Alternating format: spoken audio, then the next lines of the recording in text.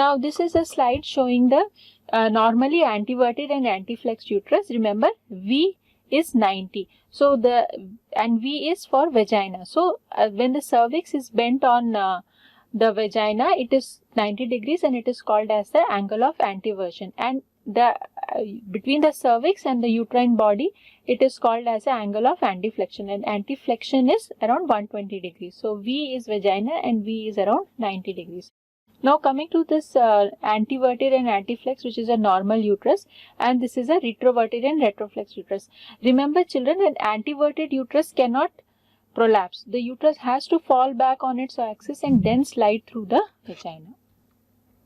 Now what are the terminology? So uterine prolapse is descent of cervix and uterus. Vault prolapse is descent of apex of vagina after hysterectomy. It is also called as apical prolapse.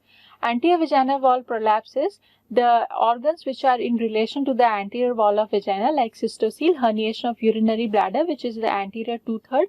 Urethrocoele, the herniation of prolapse of urethra, which is the lower 1/3. Posterior vaginal wall prolapse, enterocoele is herniation of peritoneum of the pouch of Douglas, which is the posterior upper 1/3 of vagina, and rectocoele is herniation of rectum, which is the lower 2/3 of posterior vaginal wall. Procedentia is prolapse of entire uterus and vagina. It is also called as 4th degree.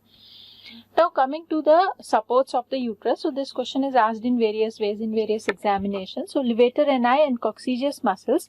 The other name is pelvic diaphragm, and they form the main muscles of the floor of the pelvis.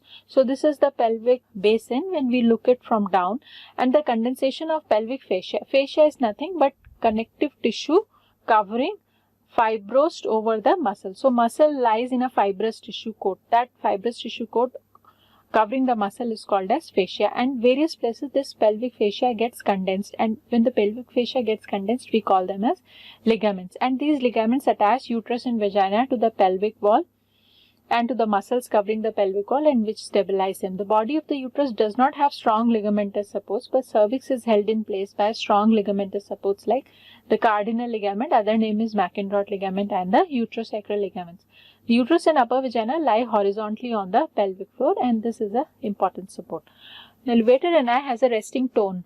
It depends upon the generalized muscle tone of the body, and this keeps the pelvic floor closed and prevents any herniation. Normally, these ligaments which support the uterus are not in tension. Like uterosacral ligaments and Mackenroth ligaments have no tension of their own, but levator ani has got a resting muscle tone.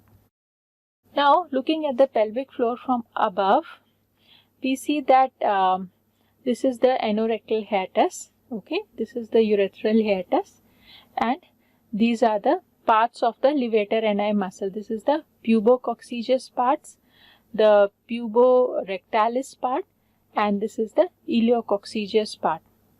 This is the piriformis muscle, which is running from sacrum to the ischial spine, and this is the obturator muscle, which is covering the obturator foramina, and there is one hole there that is called as obturator canal for the obturator nerves and vessels to pass. Now the fascia over the obturator internus muscle is very thick at one place.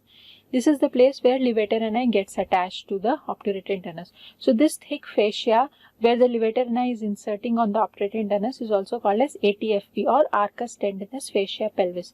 Now this also forms the lateral attachment of vagina in the middle 1/3 of vagina.